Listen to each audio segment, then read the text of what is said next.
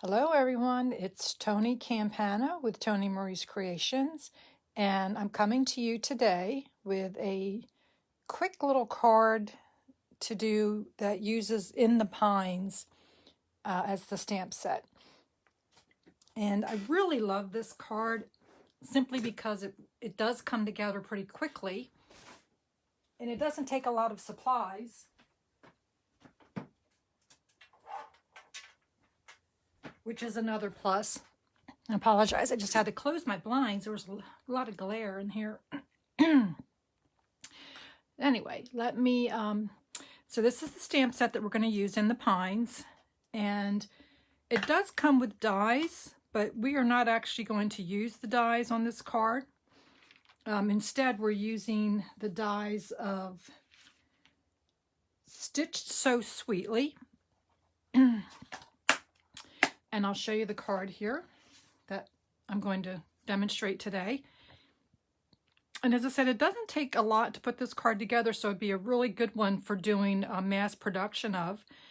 If you haven't done your Christmas card yet, which I have not started mine yet, so I really need to get busy here, but it just takes a small piece of DSP, some ribbon, and it can be any ribbon that you have on hand. What I'm using for the card is the Wonder of the Season ribbon, and that is in our current mini catalog. A few red rhinestones, Wink of Stella, which I've told you before is my absolute favorite embellishment.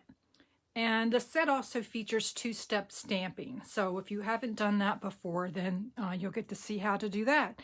And I'm also going to utilize my Stamparatus in this card, just because it makes it so much easier to get your sentiments done quickly. This is the inside of the card, just a little decoration, and of course, stamped to my envelope. And I will have all the measurements and all the supply items listed when I post the video. But for now, I will pull the supplies out as I've already had them prepared. And we're going to start with a piece of thick Whisper White cardstock. And I have actually started making, anytime I've got a white or a vanilla card base, I've been using the thick version of our paper. It just is a much sturdier and a much more professional looking card, in my opinion. If I am going to layer the card with a lot of embellishments, then I will sometimes still use the regular Whisper White, but I do like the thick as a card base. I'm also featuring some of the DSP from, let me just check my list here, Plaid Tidings DSP. I love the plaid. It's really been very popular, and it's got some great reverse images as well, but I'm going to stick with the red and green and the tan versions of it this time. I did use the regular Whisper White to cut out a piece of cardstock for the main focus of the card. And as I mentioned, that is from the Stitched So Sweetly dies. This is the ribbon that comes in the Wonder of the Season. And let me just look real quick for the measurements. As I said, I will include this also on the detail of the video. So that's about 19 inches or so of the gold, and then of the green ribbon it's about 11.5 inches. Now if you didn't want to use this much of the gold ribbon, I can show you, or I can tell you a variation to do on the card so that you're not using up so much. But let's go ahead and get started, and I'll move some of the supplies out of the way, because what we're going to do first, oh, and I forgot the red rhinestones. What we're going to do first is to stamp the sentiment on the card. And whenever I am doing that, I actually did this card in my class. I've already put the paper in my Stamparatus, and I traced where the card needs to go. So when it's time for us to start the class, the attendees just have to place it. This is the front of the card, and I'm doing it in a landscape. So I'm going to place my magnets to hold the cardstock down. If you've not worked with the Stamparatus before, I cover my magnets with some washi tape, and I leave a little bit of a tab or tail on the end. It just makes it easier to pick it up and grab these things because they're extremely, extremely strong. And another thing that you want to be careful of when you're using this is to not get the magnets too close together, because they will snap together, and they will snap together with a lot of force, to the point where you could pinch a finger or something like that. So you want to be extremely careful. And just to show you, if you're not familiar with our Stamparatus, on the back, there are two places to store your magnets. I'll get some little residue back here. I don't know what that is, but anyway. And I've already positioned my stamp. I'm using the Season's Greetings from the Itty Bitty Christmas stamp set. And one of the other things, a couple other tips I'm going to share with you for using the Stamparatus. I'm going to place an ink pad just underneath to hold this in place so that I have a steady surface. And then I like to use our ink spots to ink the stamps, simply because it's a little bit easier to work with versus trying to manage the big stamp pad, especially if I have a small sentiment that I want to use. So this actually is one of our uninked ink spots that I have used the Real Red ink on. And I just put a little piece of tape over it to hold my lid on tight, because I don't want my lid to go flying while I'm trying to move the project around. So I'm just going to lightly apply my ink. And close my ink spot so that I don't get it on me. And then I'm going to just press lightly over the greeting, and it comes out perfect. Now, the thing with the Stamparatus is, if I had not put a good coverage of the ink on the stamp, it may not have given me a very strong stamped image. And the beauty of it is I could just go back and figure out where I needed to put a little more ink, apply the ink, close it again, and stamp over it, and that would give me the appropriate stamped image without having to worry about trying to line this up again. So that is my first part of stamping on the Stamparatus. And what I did for class was I wanted to also stamp the inside of the card. So I just took my grid paper and I made the back part of it the line up for where the sentiment is supposed to go. So same thing, I'm going to just make sure that I've got the appropriate orientation for the inside. So I want my stamped image to go here. So now I'm going to fold this the other way. I'm going to place this up in the corner and apply my magnets just to hold the paper down. And the beauty of the Stamparatus is that you get two plates with the Stamparatus. And to remove this, you have to have your plate straight up and down, and you simply pull the plate out. And I've already aligned my second plate. And I'm going to just put that back in place. As I said, keep my stamp pad underneath here just for stability. And this is a red rubber. And I just find that sometimes it takes maybe a little bit more ink. So I'm going to be a little bit more liberal with stamping there. Same thing, turn it over, press down on the stamp, and I've got my sentiment stamped. And now I can move my magnets out, fold that back the right way, and I'm going to go ahead and put my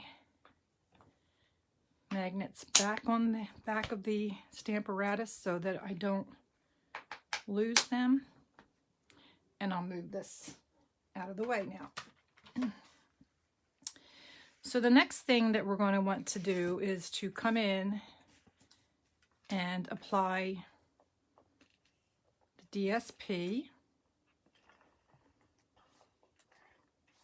And I'm just using a regular Stampin' Seal double-sided adhesive.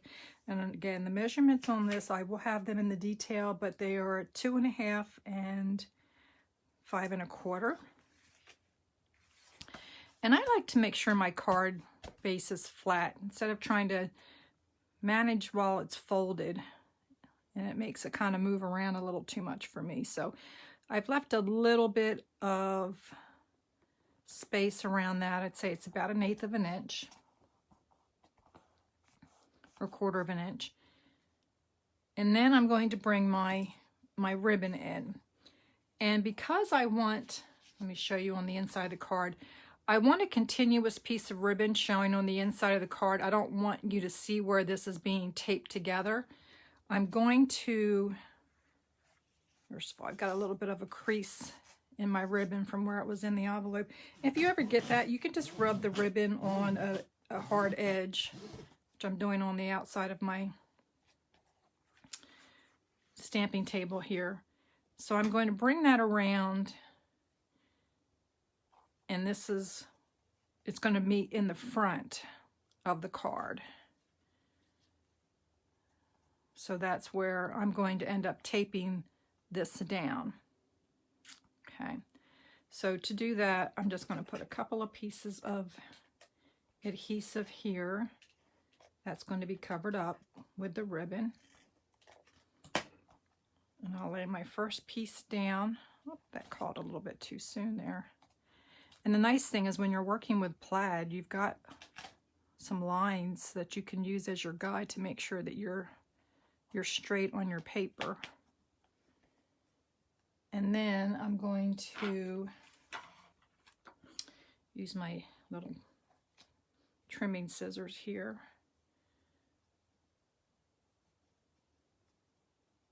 And that's just so that it meets up right at the edge here. I'm going to trim that little bit off. You don't have to do this. It's fine if it flaps over. Get those couple little pieces of woven thread out of the way. And then I'm going to bring my gold cord in. And again, I'm going to come under here and I'm going to wrap this so that it ties at the end. Now, if you didn't want to use all of this ribbon, all of this gold cord, you could just simply double up a length and then tie your bow and then just attach the bow off to the side here to finish your card. I kind of like the look of it being wrapped all the way around and seeing that on the inside. But if you're trying to be, you know, a little bit more resourceful with your inventory, then you might not want to use all the gold cord just for wrapping it around. So I am going to attempt to tie a bow, and I always find that the thinner the ribbon, the harder time I have with getting everything to stay in place. I don't know if you experience that or not, but it does seem to be the situation with me. I don't have really long fingernails, but that's not too bad for a first shot. I'm going to stay with that. That's fine.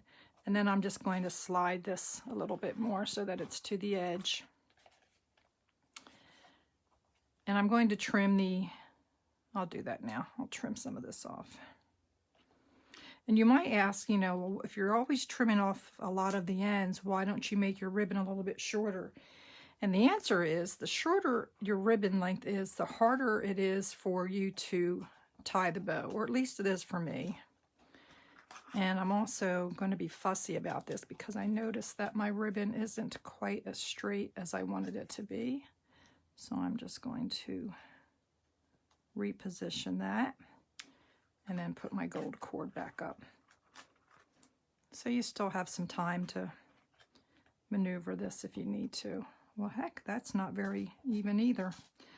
I am just not having the best time here. I'm very, very focused on things being level and even. And if it's the tiniest bit off, it just will drive me crazy. Might be a little bit of my OCD. Okay. All right. I'm liking that a little bit better. Let's slide this back up.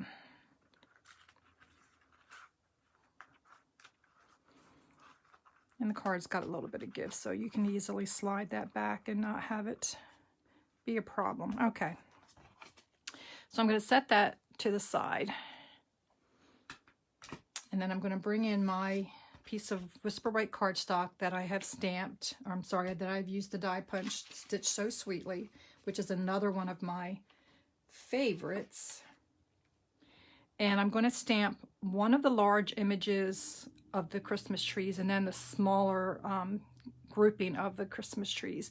And as I said, this is a two-step stamping, and I'm using shaded spruce.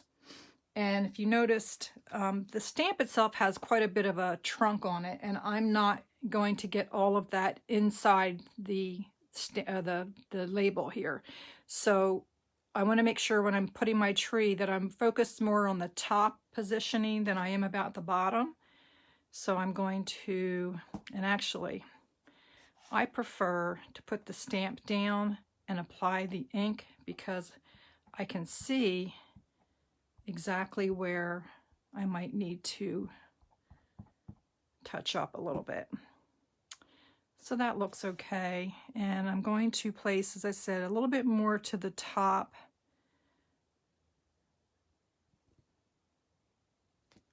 I'm going to stamp that first image. And then I'm going to come in and do the detailed image.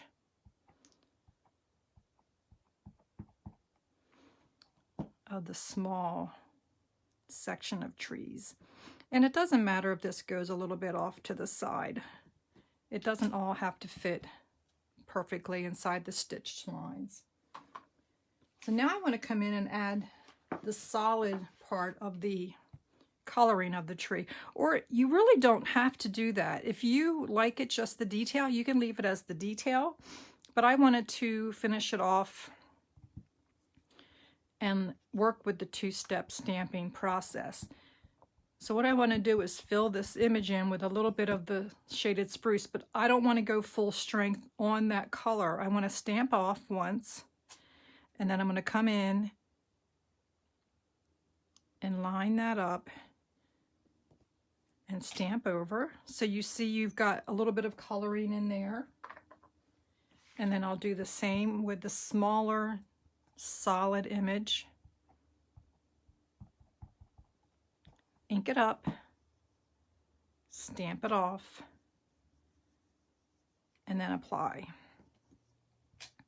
So now you've got some detail going on in that image. And I also, as I said, love Wink of Stella. So I'm just going to come in and just fill in a little bit. And since this was just freshly stamped, when you're using Wink of Stella on our classic ink pads, the solution in the Wink of Stella acts like a little bit of a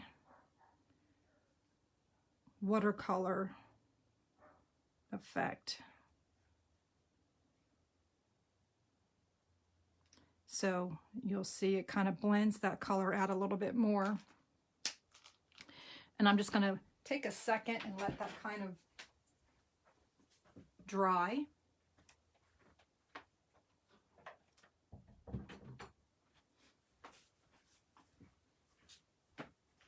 Sorry about that. I also had to shut my craft room door because I heard one of my little pugs out there barking at something that's gotten his attention. Who knows what. Okay. And now I'm just going to apply this with my dimensionals. And as you see, that's why we had the ribbon meet in the center, because we're going to cover it up. So you're not going to really see.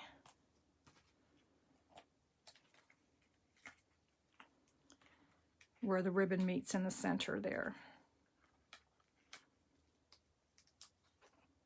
Okay, and I'm just going to move my gold cord over just a tiny more on that. I want to come in and center this. And again, since it's plaid and you've got all the lines up there, it's really easy to help get that straight at the top. Now, I've mentioned in previous videos that I've been using these extra strips when I'm cutting down my DSP. If I've got extra strips, I will put them on the insides of the card, and I'm going to have this come in down here, but I also wanted to stamp another series of the trees here. So I'm going to go back and get my detail stamp, and I want to try to figure out exactly where that needs to be. So I'll just apply some ink here. Oh, I didn't do, I can see only when I turn that over, I didn't get a very good amount of coverage there. Okay, so I'm going to put that a little bit lower down here.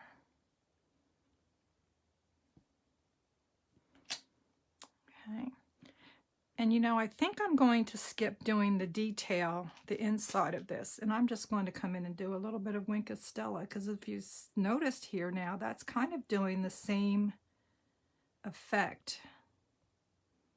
It's pulling that ink that I've just stamped down into the color of the trees. I kind of like that. And now I'm going to just go ahead and apply my strip. And I might have put that down just a little bit too low, but again, it's okay. No harm, no foul. Okay. And all I have to do now, aside from stamping my envelope, which we'll go ahead and do that since I have the ink already open, I'll go ahead and do that. And you can just put one tree on there. You can put all the trees on there. Whatever you might like to do. I'll close that up so I don't get my hand in the ink. And now I just have to come in and apply my rhinestones. And I'll get my Take-A-Pick tool. I don't know if I've ever really shown this on my videos, but this is our Take-A-Pick tool. And on one end, you've got a little bit of kind of a, I don't know what this is called, a clay or some substance that if you're working with sequins or small embellishments, it helps you pick them up to place them on your card. And then the other end has an interchangeable set of tools. So you've got a pointy part, and then you've got more of a spatula, flat type. And I haven't determined which actually works best for me. I kind of go back and forth between them. But I'm going to use the spatula part, and I'll just apply the, oh, it stuck to my finger. I'll apply my rhinestones here. And the other thing you might notice if you've been watching my videos, that I tend to apply my embellishments in odd numbers. And that is because your eye is drawn more to odd numbers of items or objects than they are even. So that's why you'll always see me almost always do an odd number. And that's the card. So again, this is a nice quick card to do if you're trying to do a large amount of them. Very simple. You can apply, oh, I've got green on me, you can apply, use any sort of DSP you might have on hand and match your ribbon to it. It's very easily done with anything that you might have on hand. But I really do like this In the Pine stamp set. I've always been a lover of our nature-based stamps and trees in particular. So when I saw it in the catalog, even though I have probably more than enough tree stamps, I needed to add this one to my collection as well. So I hope you enjoyed the card, and thank you so much for following along, and hope to see you back here soon.